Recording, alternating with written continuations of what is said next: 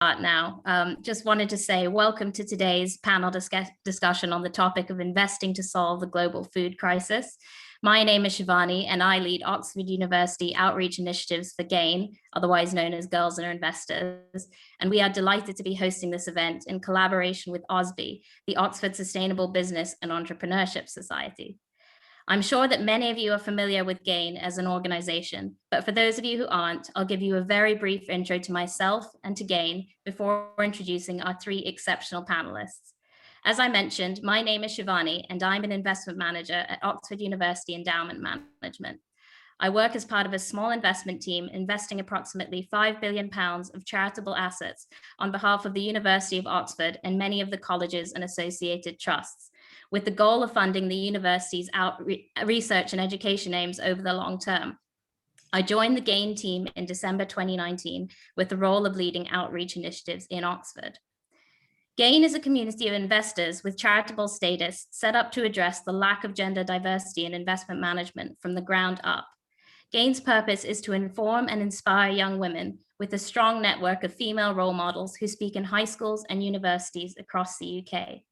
Our ultimate goal is to encourage more women to apply for entry-level roles in investment management, which should lead to greater diversity and better investment decision-making.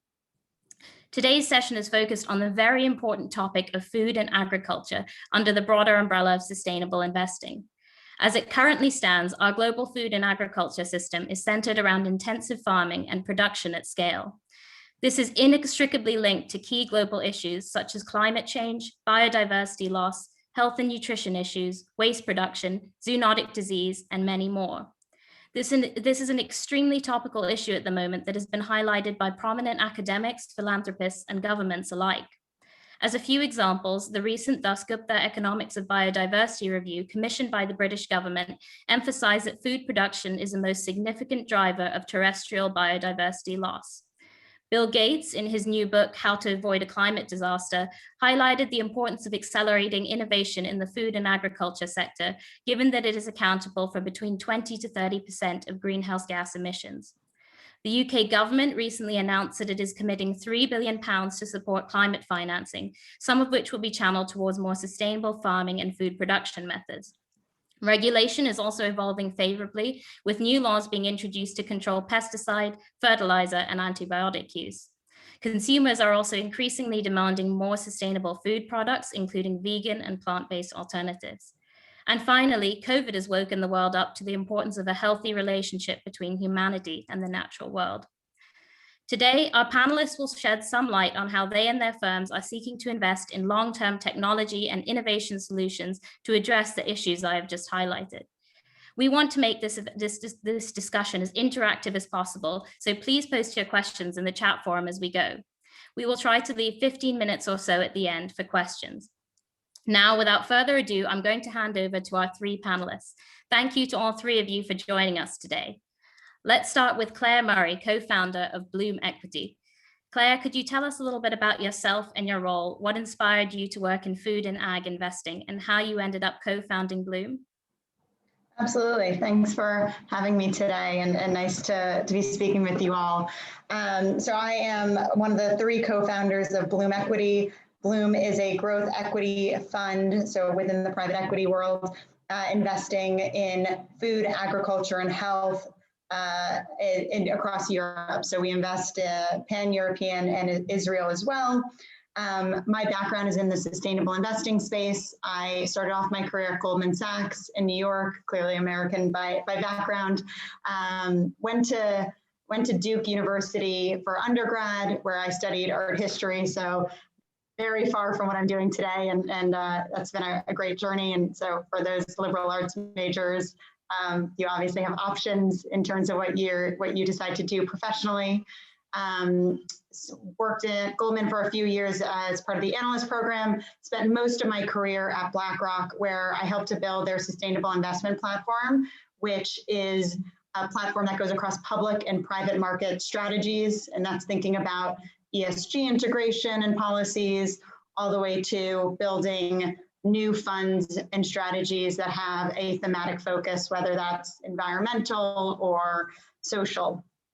I most recently worked at a firm called Leapfrog Investments, which is a private equity fund investing in Africa and Asia with an impact focus. So very much about achieving financial returns as well as social outcomes. And then last year founded Bloom Equity. And my role is one of the co-founders is building that fund and raising capital to invest into transformative businesses across the food and the health space. Should I turn it over to? Thank you very much, Claire. Evie, yes, could we move to Evie next? Could you please touch on your background, your role at Astenor, and I guess what motivated you to focus specifically in food and agriculture investing? Yeah, of course. Such a pleasure to be here. Thank you. My name's Evie. I work at Astenor Ventures as an investment analyst, and Astenor is an impact VC fund investing in food, ag, and blue ocean in Europe and the US. We invest in technology companies that we think can have a transformative impact on any of those ecosystems, and we invest from early to growth stage. And my background is actually on the food side. I studied environmental studies at Yale with a focus on climate and food systems. And I graduated in 2015, so not too long ago. But coming out of university, I was really frustrated because the changes that I wanted to see in the food system were oftentimes held up by a lack of capital. So we would put forward these research reports or proposals, but there was no one there to fund them. And so I wanted to be on the investment side because it felt like a place with a lot of leverage. So I came to a firm called Generation Investment Management, which was set up to prove the case for integrating sustainability into asset management. I was there originally on the private side and then moved to their public equity team, and then eventually came to Astenor, where my food and ag background came together with my sustainable investing background. Wonderful. Thank you so much, Evie. And then Priya, will move to you. So Priya and I happen to have the same surname, but we are of no relation. Priya, could you give a brief introduction to yourself Sure. and what motivated you to co-found a firm seeking to invest in food, agriculture, and health-related businesses? Yeah, well, first of all, thanks so much, Shivani, for putting this together. Really appreciate being on the panel. So I'm a general partner at Steyer Ventures. We're a new fund we set up last year, and we're investing in health, food, and well tech, and especially the synergies between those three investment verticals. We invest through an impact, diversity, and green lens. And we invest at seed stage, so sort of average, and our fund is 50 million at the moment. My background is I'm a lawyer before my sins. I read law at Oxford, Somerville College. I was off council for 10 years, and then I set up my own firm. So I've been a founder as well and CEO and ran a team.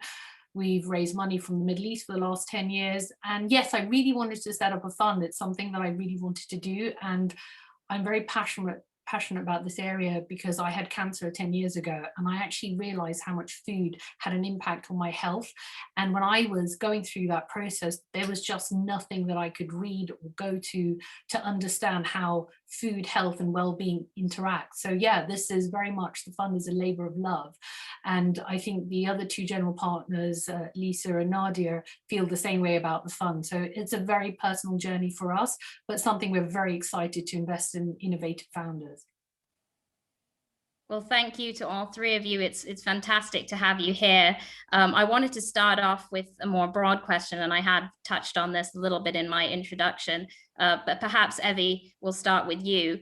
I wanted to ask, what are the biggest challenges in your belief that are currently facing the world's global food and agriculture system as it stands? Yeah, absolutely. I mean, this is really why I got into food and agriculture, because I felt like it was the place where the biggest challenges of our generation, climate, water, biodiversity, social justice, health and nutrition, came together. And it was a place where certainly the food and ag system right now is, as you so aptly pointed out, is contributing to those problems, but there's also a huge opportunity to solve them. So we talk about, for example, agriculture being one of the major contributors, as you said, 20 to 30% of our greenhouse gas emissions. And also, when you look at soils, we have a huge carbon sink that we've been neglecting and where we have a huge opportunity. And so I think we have a huge environmental challenge on the food side. And then we've also had a food system that's been set up to focus on quantity rather than quality. So we've been producing a huge amount of food, wasting a lot of it along the way, and then giving it to people without actually focusing on nutritional density and the real things that drive health. So I think on both the nutritional side and the environmental side, there are huge challenges facing our system currently.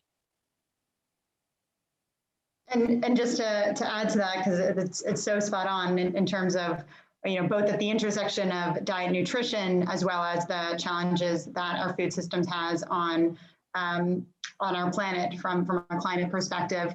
When I think about it, and if you're interested in food in particular, I would recommend you look at World Resources Institute. They have a lot of great research out there on our food systems and what needs to change.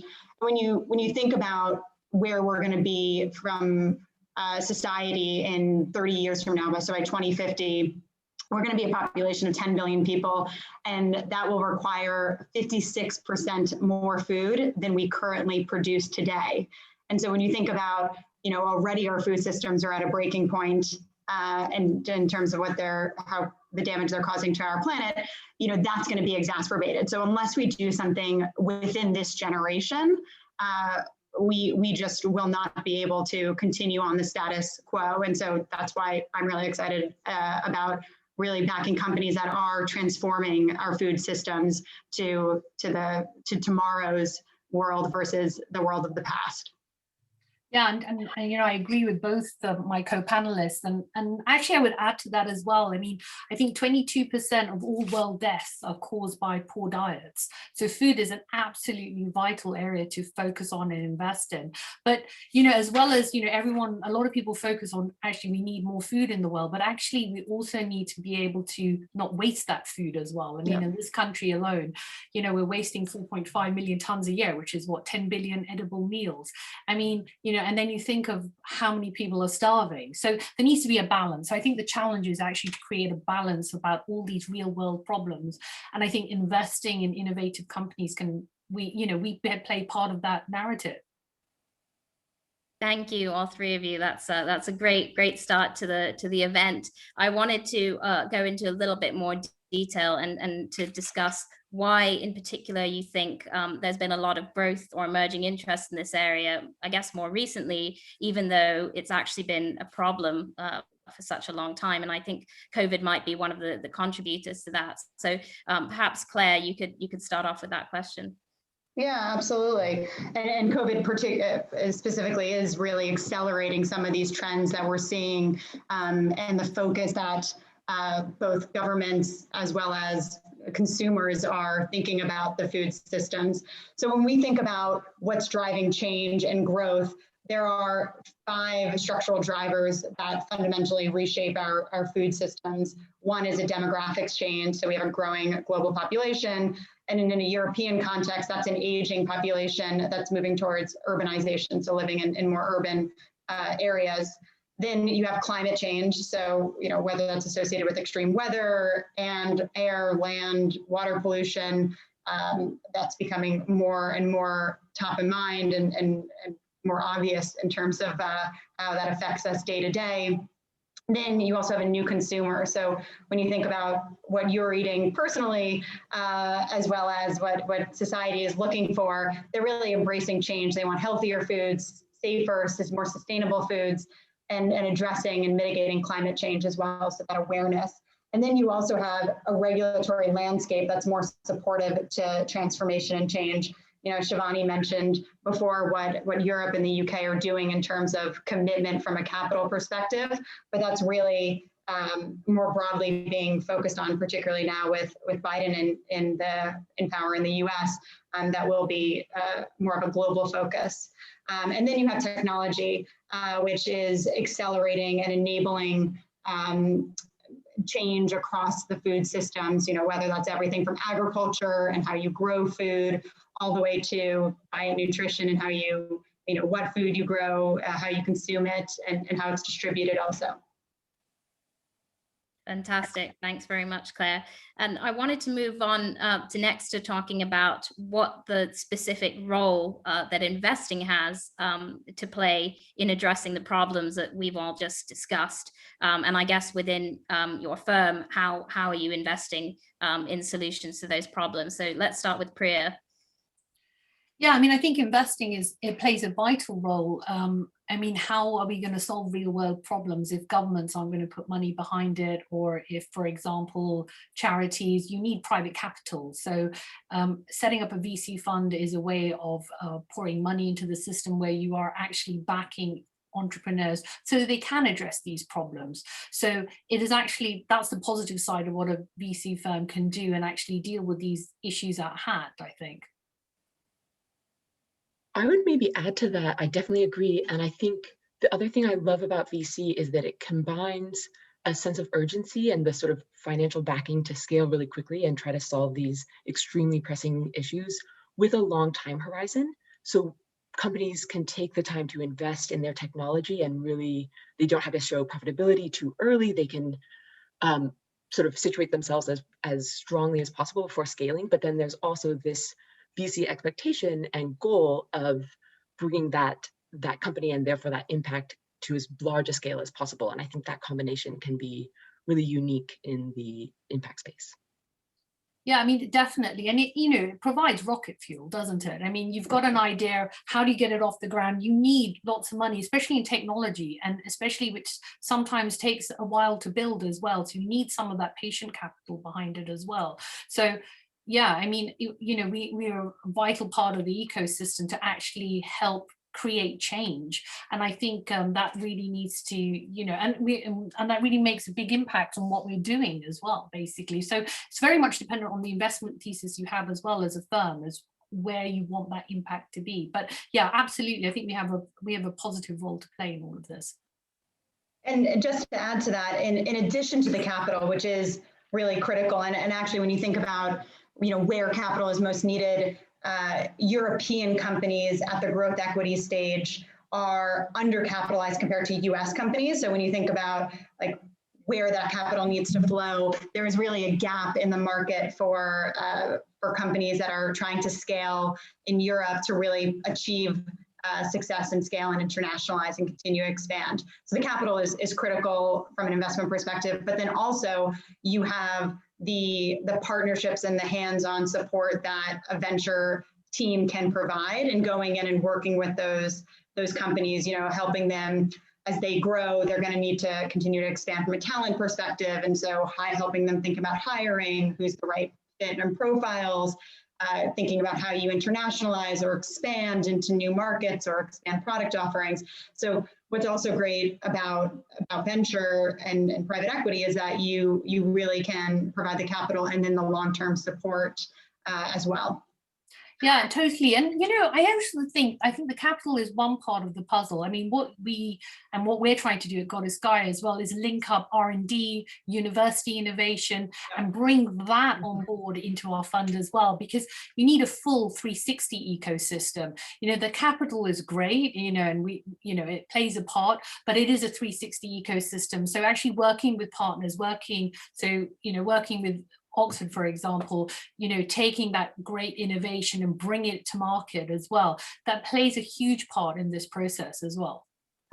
And maybe one last piece to add to that, because I think there's the role that finance plays and then the role that impact finance plays, where we three are sitting.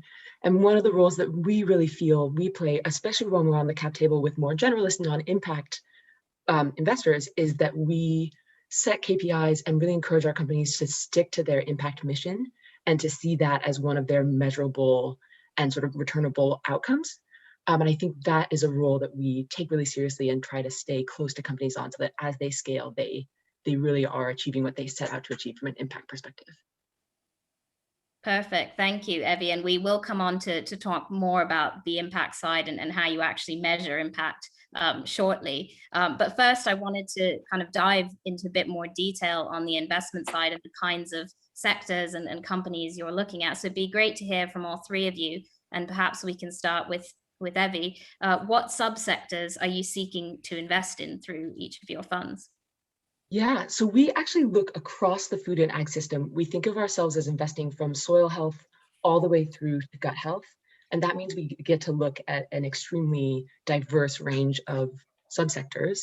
So we absolutely start on the grower side, and we've invested in hardware for more precision spraying and biological applications. we've invested on the sort of quirky side. We've invested in a company that literally is tapping into the electromagnetic signals in plants, so translating the internal plant communication into actionable insight for growers. And then we focus along the supply chain. So I saw a question about waste. We invest in a company called Appeal Sciences, which is providing additional protection for fresh produce, which can extend its shelf life by 2 times. We also invest in the connection between growers and consumers. So for example, in a French company that helps growers sell more directly, which means they keep more of the profits and also have fresher products for consumers. And then we do also focus on the product side itself. So things like plant-based dairy we are invested in, alternative packaging. So really, the point being, it's quite a broad system, and we are really lucky to get to look at a diversity of technologies and subsectors.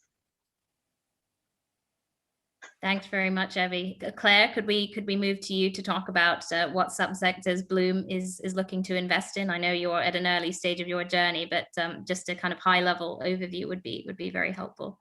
Yeah, absolutely. And worth caveating, as Shivani just mentioned, so we are currently raising capital and we'll be looking to make investments shortly. So this is more about the companies we are speaking to and building our pipeline, and ultimately we'll be investing into. How we think about the 2 sectors, I really like this, I wrote it down, soil health to gut health. I think that's great. We go broadly across food and health, so we probably go a bit further on the health side as well, but also start from the farm side. And so for us, it's farm to fork to health. And we think about all the areas we invest in, which are quite broad, across different sustainable goals that we have. So any goals within those 2 sectors that meet our sustainable goals can be investments. So, and so when we think about what those goals are, we have 3 on the food side and 3 on the health side. On the food side, it's trying to increase production of food sustainably. It's reducing environmental pressures on our planet, so biodiversity loss in particular, and improving diet nutrition. And so that's obviously getting into the health side. And then on the health side, our thesis is really about moving away from a system that to date has been more reactively focused on treatment and moving to a more proactive approach that's more personalized and focused on prevention for consumers. And so, thinking about food and diet as particularly a part of that is important for us. So when we think about food and health, it is quite broad. Examples of areas we are looking at are alternative proteins. One being, which I know Astanor has a good amount of experience in, insect feed. So thinking about insects as a protein source for both food, for other food, so livestock, aquaculture, as well as for human consumption, probably down the road on the human consumption side, not a tomorrow thing, but then all the way to diet nutrition and thinking about healthy snacks, functional foods, personalized nutrition, and then on the health side, going across monitoring, diagnostics and prediction, therapeutics, and healthcare systems, so more on the management side. Yeah. And yeah, I mean, like, we're very similar to what Claire's doing as well. It's obviously farm to fork as well, but more on I think the intersection between health, well-being and food. And we also have an investment vertical for femtech as well. We really love the idea of investing in hormone-related technology, things that will improve women's well-being from menstruation to menopause. There's very few products out there, and food has a huge impact on hormones, especially gut health, and it actually can have a lot of impact on our well-being as well.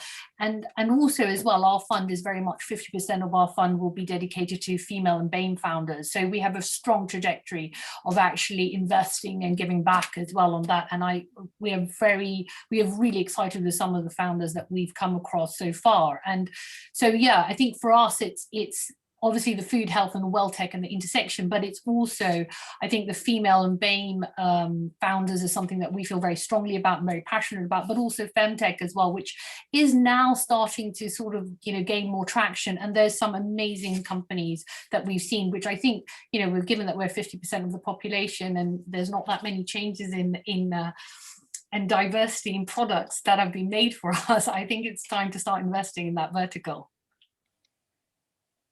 Thank you very much. And Evie, I wondered if we could go back to you to go into a little bit more detail on perhaps a couple of investment examples, given that Astenor have already, made, I think it's about 10 or 15 investments at this stage. So a couple of examples of the kind of disruptive technologies that you're seeing would be really insightful.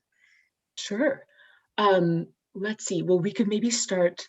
I think a big challenge that a lot of people are probably aware of is on the packaging side, and that we are both consuming a ton of virgin petroleum and fossil fuels to create packaging, and then also creating a huge waste problem, particularly in our ocean ecosystems.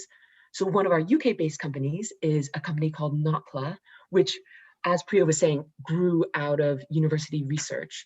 And they are using seaweed, algae, to create a highly functional and also biodegradable packaging solution, which is really neat from an impact perspective, because the production of algae itself is very positive from a carbon perspective, from an ocean ecosystem and biodiversity perspective. So it's creating demand for those products. And then the end of life is,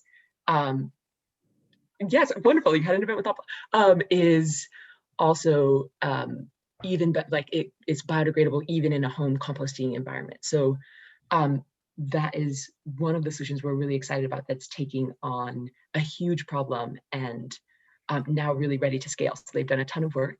That's one example. Claire mentioned insects, so we are invested in a French mealworm production company. And as Claire was saying, mealworms and insects in general are a really exciting option on the protein side, because they have a much lower footprint from a carbon perspective, and they can be fed on waste streams, and they're extremely high in protein and can be used primarily, or first, in the aquaculture and pet food and livestock sectors, where they actually not only replace very extractive protein sources, but also improve the health of those animals and fish. And then eventually, as if and when consumer adoption picks up, will be also a wonderful source for humans. So that's another one that we're very excited about, and that has ocean impacts and land impacts. Wonderful. Thank you for that extra bit of detail. I wondered if we could talk a little bit more about each of your actual strategies. So I know that you all invest at different stages of a company's life cycle, which is an important part of VC and growth investing. So perhaps, Priya, we'll start with you. At what stage of a company's life do you typically look to invest? So yeah, thanks, Shivani. So we typically looking to invest at growth seed. So that's when a company's been set up, it's got a team, it's got they've got a strategy, they're earning revenues, hopefully having month-on growth revenues as well. And our average ticket size is about 900K. So for us, it's a company that's been established, but needs that little bit of extra rocket fuel before it gets into an institutional investment cycle. So that's what it's called, the Series A. So, and we have a real funding gap in this country at that goal, basically. So that was one of the reasons when we actually mapped out the market, why we thought, right, where can we make the most impact as a fund and as general partners ourselves? And that is why we've chosen that area. But yeah, growth seed for us is very exciting personally as well from general partners, because I think given our skill set, we could add the most value as well to those portfolio companies, because they're really looking for traction, they're looking for repeat sales, they're looking for growth, they're looking for scaling, they're looking for fundraising and operational synergies. So yeah, that's an area we're in at the moment.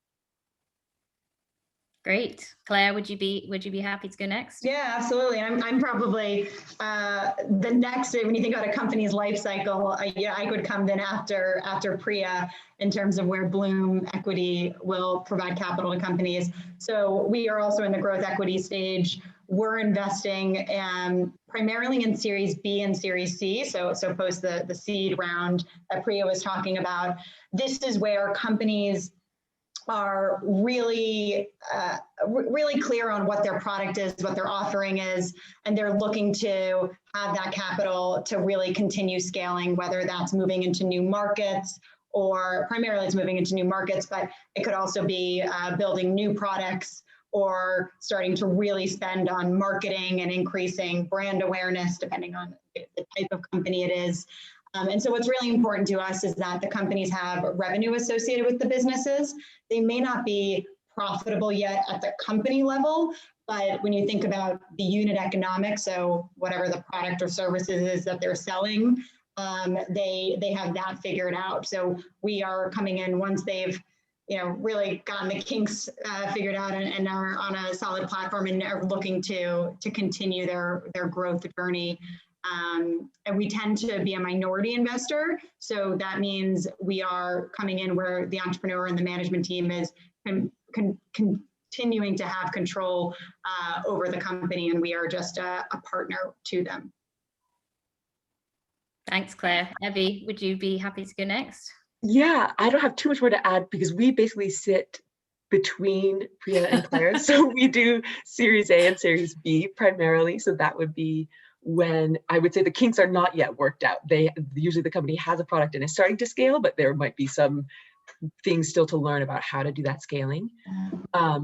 So we're really there, but we do have a bit of flexibility around stage. So we do occasionally do some earlier stage companies, and we also end up doing later growth stage rounds, both for our portfolio and also for occasionally companies that are really, really, really strongly aligned with our impact goals. So a bit of flexibility, but primarily Series A and Series B. And Evie, there's a lot of businesses out there, a lot of startup innovation that you have the potential, I guess, to back. So how do you actually go about finding and choosing a good investment, I guess, from both a financial and an impact angle? Yeah, absolutely. Well, I think maybe there are three lenses that we apply. And the first, which is absolutely a necessary thing, is that we really believe in the founding team. So we're looking for entrepreneurs who are visionary and mission-oriented, and usually in our case, because we're technology investors, usually they're somewhat technical or deeply technical. So really the team for us comes first. I think from an impact perspective, we are looking for businesses that we would categorize as revolutionary rather than evolutionary. So a company and a plan that really is going to transform their piece of the food and ag system from an impact perspective. And then I think from a business perspective, because we're slightly earlier than Series B, we're certainly looking for a technical and defensible product. And we're also looking for a path to scale. So like we need to believe that it's really going to be able to scale in the coming years. So those would be some of the things we think about. But you're right that there's so many excellent founders and opportunities in this space. So you have to be very judgy at the end of the day. Thank you. And Priya, you touched about, I guess, the next stage, which is once you've made an investment, as your role as an investor is to help the founder or entrepreneur to improve and grow their business over time. So I know it's your fund is a new fund and you haven't yet made any investments, but I guess how do you intend to work with entrepreneurs and founders to grow their businesses over time, and how do you intend to add value as an investor? Yeah, no, great question. And I think it's important to note that, as you know, is like each fund has a different way to add value. So, some funds, it's all about the picking and they'll sit back. But we're going to be taking a majority of the round the way we're investing. So a 900K check is we're going to have 15% of the cap table around that stage. So what value we add is really important to how that company is going to grow. So, from our point of view, it's actually helping them set their impact goals and their impact KPIs. And that's all about intentionality and measurability. How do we set their financial KPIs? What do they need as a business to actually understand how their balance sheet is getting from A to B to B to C, basically, and actually sitting down and working with the founders, because they won't be at that stage where they have everyone in their team at this stage. So this is what we can add to it. How do we introduce them to corporate partners who can help and be their clients, add revenue to the business? How do we help that companies have a vision for scaling in the future? What new markets do they want to enter? It's about mapping out their trajectory and actually really working with the founders so that we're still staying true to their vision, but making it a practical application. So yeah, I think for us, those are the four core elements that I think that we add to it. And as I said before as well, for us, female and BAME founders are exceptionally interesting for us. And, you know, there are very specific markets as well that we want to target with our founders. So it's actually sitting down and working with them and getting that roadmap set out. And Evie, I wondered if you had anything to add, or potentially even an example of a time that you guys might have worked with a portfolio company to do some of the things that Priya's just described. Yeah, absolutely. Well, so often for our companies, when we invest, they're starting to expand their commercial partnerships. And so one of the benefits of being a sector-focused investor is that you do have a very deep network in this space. And so we oftentimes try very hard to help our companies connect with the right commercial partners. So for example, I mentioned Appeal, the waste management company that we invested in. And part of the reason for us to invest at that round was that they were expanding to Europe. And so one of the things that we've been able to do since we invested last year is help them connect with a sustainability focused grocery store that's actually one of our LPs to do a trial and then ultimately sign an agreement together. And so those sort of all pieces of our network are aligned around the same goals and can therefore collaborate. So that's a real benefit of being so sector and impact focused. And I would add to that, my background is on the sustainability side. And so what I found also is these entrepreneurs, for the most part, have started their companies not only because they see a market gap and think that there's a financial return to be had with their companies, but they're also doing it to solve a global challenge. You know, people are motivated to write their legacy and to do their part. And so we find that entrepreneurs are quite keen to work with us on the sustainability side, as Priya mentioned, with the KPIs setting and all of that. We also find that they're focused on increasing their brand/narrative around sustainability, you know, whether it's for internal purposes of retaining and attracting talent, and also for external purposes, you know, making sure it's part of their brand, considering it's so important to consumers as well. And so this is an area we can help them on. And then in addition, given it sounds like all three of our funds are focused on the intersection of financial returns as well as impact. You know, I think what's great about this space mainstreaming, and by this space I mean sustainable investing, is that we're able to bridge the worlds of impact and financial return. So we can sit next to the other shareholders and investors for these companies and speak their language on the traditional financial side, but then also can be the champion for all things sustainability/ESG. And so really playing that role in a way that other shareholders can learn from and also make sure they're thinking about is an important role we play as well. Thanks, Claire. And we've touched on health a couple of times, although we've been kind of more broadly talking about food. But I wondered, Claire, if you could just give a little bit more of a flavor of some of the kinds of opportunities you're looking at on the health side as well, and how that complements the work that you do on the food side. Yeah, I mean, it's clear, we've talked about this before, there's such an intersection between food and health. I mean, when you think about chronic diseases, it's a huge burden on society globally. From a European perspective, 1 in 3 people live at one point in their lives with a chronic disease, and 60% of chronic diseases could be prevented by improving diet and lifestyle. And so when you think about food as medicine, that is so important. In terms of areas we look at, it's also very much focused on tech enablement. So businesses that are really transforming the sector. And I'll give an example of one we've looked at recently. It's on the mental health side. So it's a digital mental health provider that works with insurance companies. So, you know, unfortunately, mental health is a huge challenge. 1 in 6 people in a European context will at some point have a mental health challenge in their life. And unfortunately, with COVID, that number has increased significantly, and it's putting real pressure on our existing healthcare system.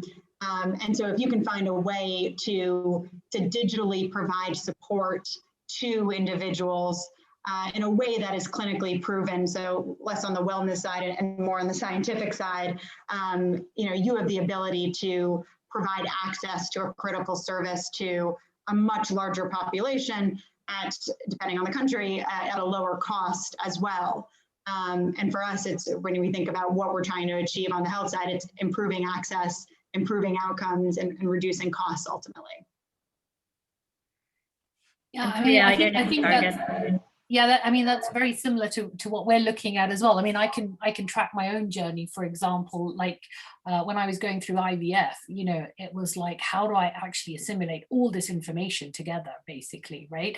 From, you know, the cancer specialist to the IVF to the, you know, the people who sort of track my health and my well-being. And, you know, there is amazing technology that, you know, could be used to actually digitize this and actually bring it all together. So it's actually easier for the patient going through the process, basically. And food plays an enormous part of that. I mean, our National Health Service spends, I think, something like 6.7 billion on diabetes and food-related illnesses, and that's only going to grow. And something like COVID has shown like how much these underlying diseases actually affects our prognosis. So it is super important that that interrelationship and that correlation is actually addressed, so that actually if you deal with food problems effectively, it's going to be a positive effect on our health and a positive effect on our well-being. So that intersection, finding those companies for us that actually satisfy all three verticals is very important. And I think COVID has just shone a light on it. And actually from a consumer point of view as well, I mean, these mega trends that consumers want to know more about their health, they want to know more about their epigenetics, they want to have health solutions which are more curated to their DNAs. We are not all the same. So we need to have innovations that affect us all in a positive manner. And I think that's why it's so exciting at this stage. It feels like, you know, the world has woken up and everyone's kind of demanding solutions, which is great for innovators. And maybe just building on that, because I think Priya mentioned the microbiome earlier, and for us, that's one place where the science is really playing out in a fascinating way, where we're seeing just how impactful the microbes in our gut and various places in our body are for so many chronic diseases, not just physical, but mental as well. So things like depression and anxiety linked to the microbiome. And that was like, we have one company that's focused on making high fiber products more available to people, because that's one of the basic ways to impact microbiome health. And the interest in their products and content went through the roof at the start of COVID. So we really did what Priya is saying, we really saw play out in real time this past year. Thank you very much, Evie. I want to pivot slightly to talking about impact, which we touched on a little while ago, but maybe Evie, we can start with you and talk about how do you actually integrate impact into your investment process, into your thesis when you're underwriting new businesses, and how do you actually measure it over time, because it's kind of fairly intangible in some ways. Yeah, absolutely. So the first thing I would say is that we really think of impact as being inextricably linked with financial performance and return, where we really believe Claire was enumerating the drivers in this industry, and we really believe that the companies that are impactful will also be the companies that are most successful. So impact is integrated throughout our whole process. We don't have a separation between investment analysts and impact analysts. Everyone is an impact analyst. Every company is assessed based on our impact goals. In terms of measurement and sort of management over time, we have two processes that we run with all of our portfolio companies. The first is on what we would think of as ESG, so environmental, social, and governance. And that's really about the way that the company is run. Is it looking for diversity? Is it thinking about pay gaps? Does it have the proper rules and regulations in place to be a well-run organization? And then we also have our impact KPIs, and that's really about the positive impact that the company is having on the world. And for that, as you said, impact is really nuanced and really diverse. And so we set KPIs with each of our portfolio companies to make sure we're really focusing on a measurable impact that that company is having that best encaptures their mission.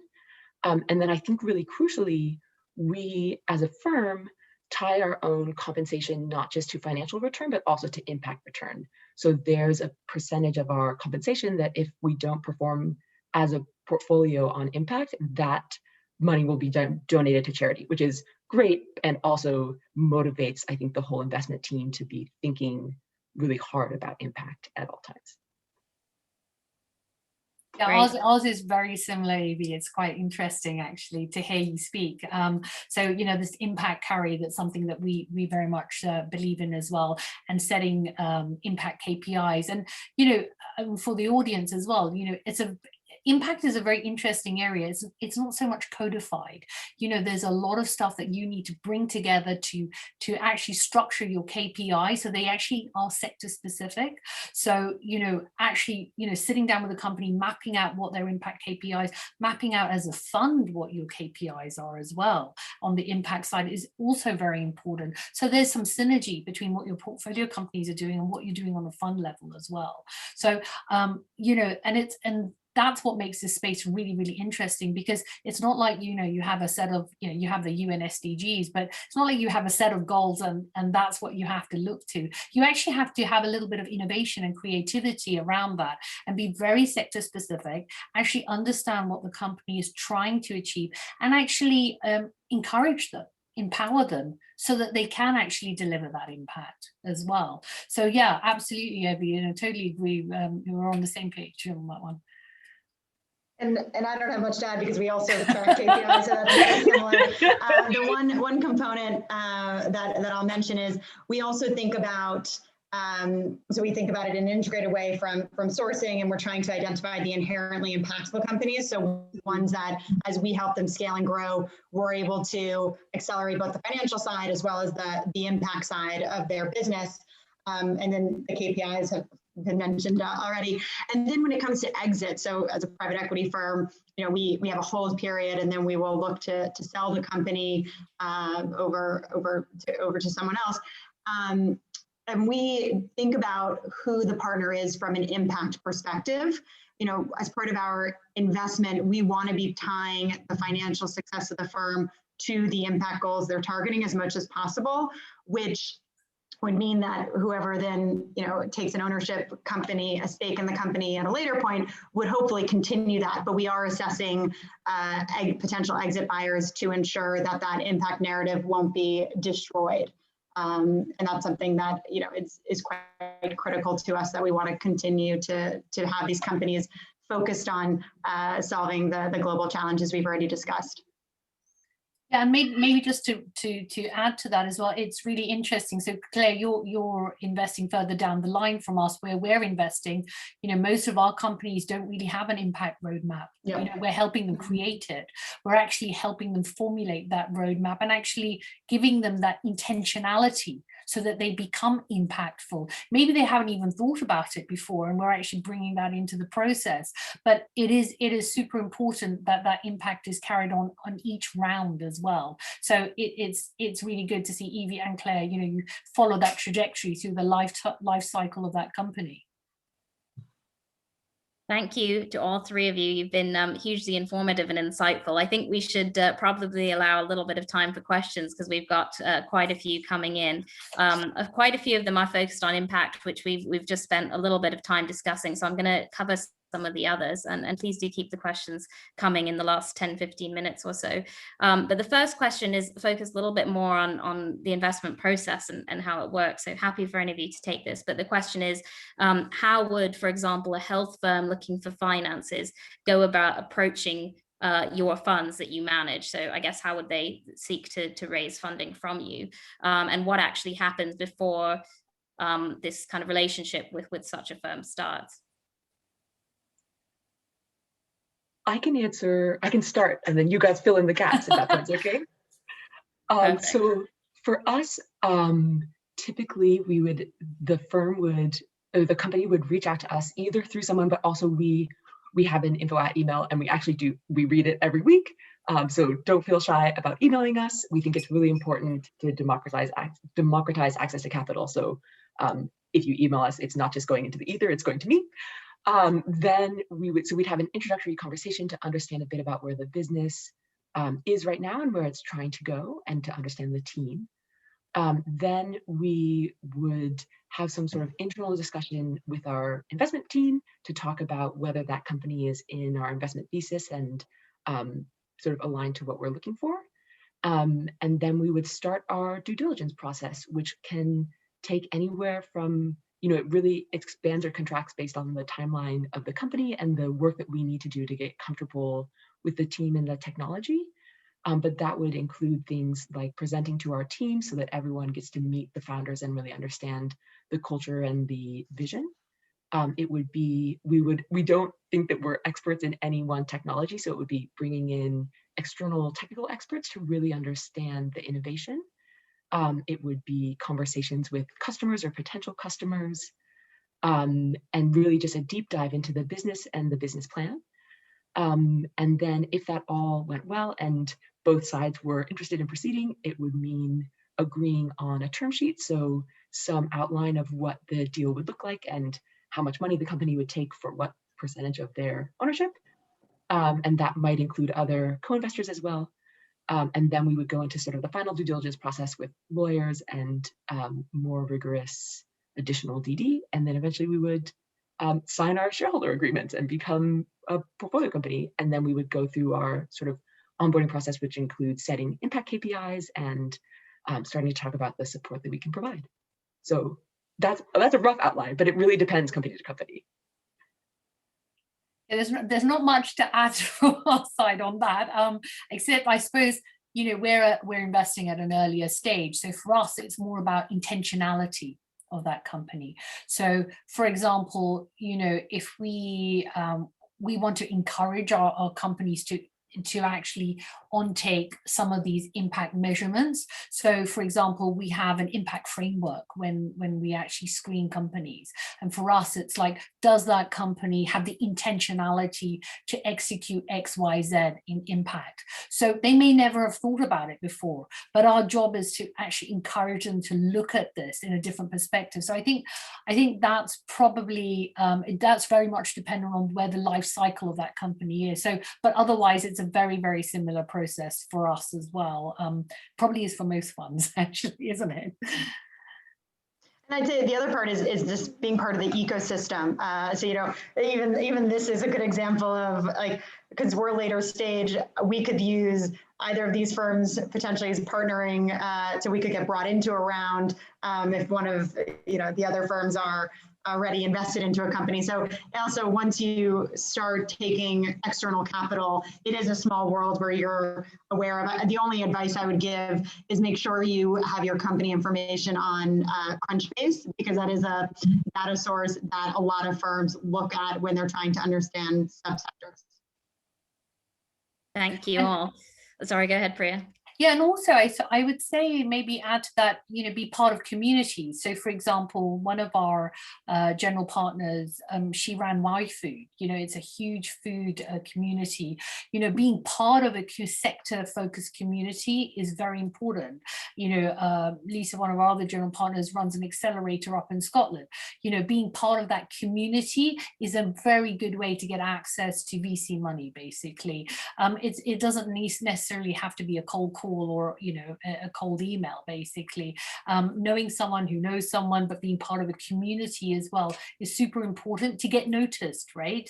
And if people don't pick up the phone first time, that doesn't mean give up, right? It's tenacity as well. So keep going, because it's a partnership between founders and investors. Where our fund is only as good as our founders. So it's really important that that's actually taken into consideration as well. We've had a couple of questions come up on the actual time horizon for these investments. So happy for any of you to answer this, but what is a time horizon for your investments, especially given that impact can actually take some time to actually come through? So I can start with that, because different funds have different time horizons, and the idea of permanent capital is also becoming more mainstream. So there are funds being raised that don't have such structured time horizons. But I do think, so in terms of what Bloom does, is we have a 10-year time horizon. So the investment period is 5 years, and then the overall fund structure is 10 years. So we are long-term aligned with companies as they grow, and that's on purpose. But obviously a company is going to continue on into the world after our investment period. And so that's where understanding who else is part of the shareholder base is quite important for us, which is why I was talking about we assess potential acquirers, focus on impact as well. And we will come in and invest across a multiple rounds. So ultimately we invest 10 to 20 million euros into a company, but we could start smaller, say 5 million. And then, as we continue on the journey with these companies, put additional capital in as it is required. Thanks very much. I wanted to move to talk about a couple of quick themes that were mentioned, kind of sub-verticals within the sector, and what your views are within that. So the first is on regenerative agriculture, regenerative farming, which has been kind of increasingly brought to the public's attention through the new Netflix documentary, Kiss the Ground. And then also there's another question about alternative meats as well.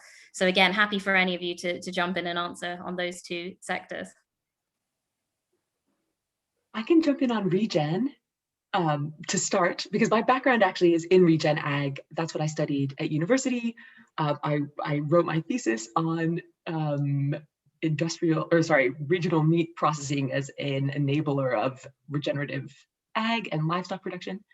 So I'm a big believer. I think the reason that regen has been getting so much focus, especially in this past year or so, is that it is such a huge potential solution to some of our challenges. So this is where things like soil health and biodiversity and water systems can be not just not destroyed, not just maintained, but really rejuvenated and restored through a sort of 5 to 7 principles that are used through agriculture, which is really exciting.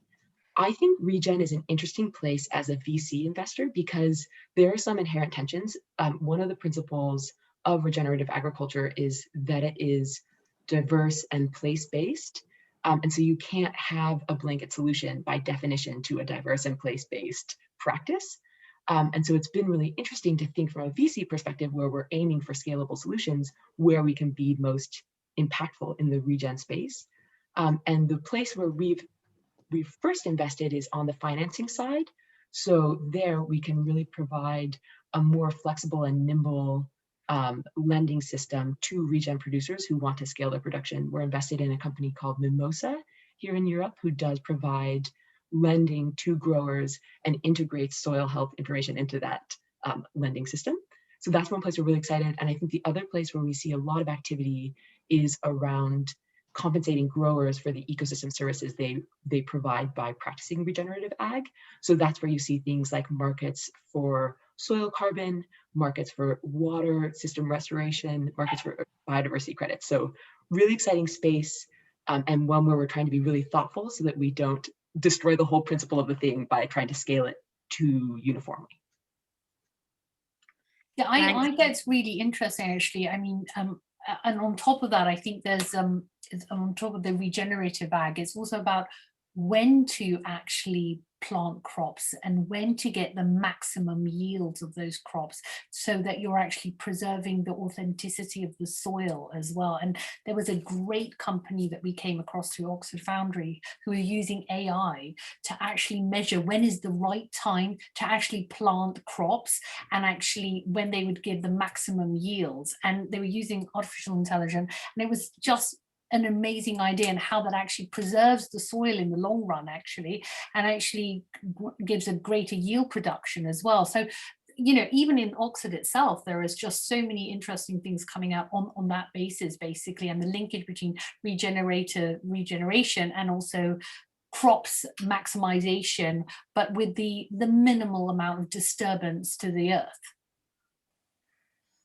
I thank you very much. I wanted to ask one final question. I know we're kind of just gone 7 o'clock, but I think this is a good question to hopefully tie it all together, and happy for each of you to answer this in turn. But the question is, what advice would you give to a student or a young person who's interested in pursuing a career in sustainable investing or food and ag tech related investing, and what kind of skills are important for that? So perhaps let's start with Claire. Great, absolutely. And I'll take the sustainable investing side because that's what ultimately led me to focus on food and ag. The great thing is that sustainable investing is mainstreaming and continuing to grow. So the opportunities are exploding in this space. And so what I would say in terms of advice is, one, it never hurts to first start in traditional finance. So if you're unable to find an opportunity in sustainable investing, getting a strong foundation in traditional finance is a great place to start. And then you can always leverage that to have really a sustainability focus to your work. The ecosystem, given it's exploding right now, there's so many different parts to it. So it's also worth thinking within sustainability, what it is you want to focus on. Are there specific asset classes you want to focus on, whether it's private equity, public markets? Are there themes you want to focus on, such as food and ag or health or renewable power? Is it the impact measurement side you want to focus on? So there's a lot of consultants who are focused on this, the likes of Bridgespan in the US or Guideline on a global level. So really there's a number of roles one could play within this space. So it's understanding what part of that you want to address. And then in terms of getting aware, being made aware of the types of opportunities and what's going on in this space, I really recommend Impact Alpha. I think a lot of universities have memberships to that. I think that's a great database and also daily newsletter to just start getting in the flow of what's happening. The GIN, Global Impact Investment Management, also has a job posting site and internship opportunities. And there are other ones like that. So the good thing is it is expanding, and it's really trying to understand what it is you want to do in that space. Evie, should I turn it to you? Sure, perfect. I think my advice, and the thing I wish I had known when I was starting, is not to be too intimidated by the finance side if you don't come from a finance background. I really thought of financial analysis as like a dark art that everyone else had learned and I didn't understand. And then I realized the basic principles are not that complex, and it's really about practice over time. And so the sooner that you can learn, like build a foundation and then just practice and practice and practice, the more confident you will feel, and you'll realize that you always had the capacity to do this and you just needed the push.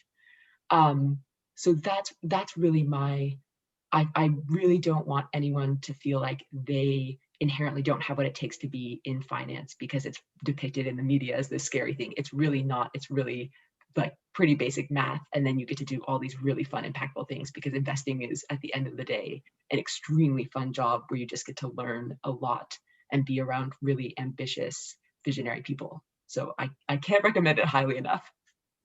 I don't think I can add too much more to what Claire and Evie said, but maybe just the advice that, it's the line is never linear, right? I mean, you can come to this from many different angles, and don't feel that you need to have studied a certain thing or have this particular qualification. It's really about your own passion and what you want to do. And I think clarity of thought will actually get you to where you need to go. And actually, making sure you get those intros to people who can help you, doing, unpaid work, just helping out as an internship as well. These are all really valuable things, reading around the subjects as well. And maybe the greatest lesson of my career is, if you can't find something, someone can give you a job in the area you want, create it yourself. You are amazing people, right? And this is the best time, for you to just enjoy and do what you want to do, basically. So, don't feel that you have to have come from a specific background, specific institution, or specific skill set. I really don't believe it's a linear process at all. And, we've all, like all four of us have come to this from a different angle, and we're all in the same place on the same panel. Thank you very much, Priya. Well, I wish we had more time because I could continue talking about these topics forever, but we're past 7 p.m. and we need to wrap up. So I wanted to say a huge thanks to our three panelists for sharing their insights into investing in the food and agriculture space. And thank you as well to OSBI for collaborating on this event with GAIN, and to the GAIN Oxford student ambassadors for your support in organizing and marketing the event. And then finally, I also wanted to thank all of you who joined as well. I hope you found this event as insightful and interesting as I did. We would really encourage all of you to visit our website, gainuk.org, for more resources and for a full schedule of events being hosted by GAIN over the coming months. If you enjoyed this event, then please do sign up for more, because they're all free and cover a huge range of interesting topics. I would also particularly encourage you to follow us on Instagram at Girls Are Investors, where we share updates, inspiration, and work resources on a rolling basis. You can also sign up to our mailing list if you want to stay informed about upcoming events and workshops. Just email info@gainuk.org. We've also collaborated on this event with the Oxford Sustainable Business and Entrepreneurship Society, as I mentioned, and I would also encourage you to follow them on social media at OSB Society. If you're an Oxford University student, you can go to their website, osbsociety.com, to sign up for free membership. And they have 2 events coming up over the next couple of weeks on sustainable consulting and sustainable investing. So check out their website for more detail. A final point from me, there's been a lot of resources and articles and references throughout this event, but if you enjoyed it overall and would like to learn more about sustainable investing, I would really encourage you to watch a documentary recently created by the World Wildlife Fund called Our Planet Too Big to Fail. And that documentary focuses on the role that investors can play in the transition to a sustainable future. And you can all watch it for free online. So it kind of ties together a lot of what we've been discussing today. So once again, a huge thank you, everyone, for joining, and hope to see you all soon. Thank you. Thanks so much. Take care. Thank Thank you. Bye. Bye.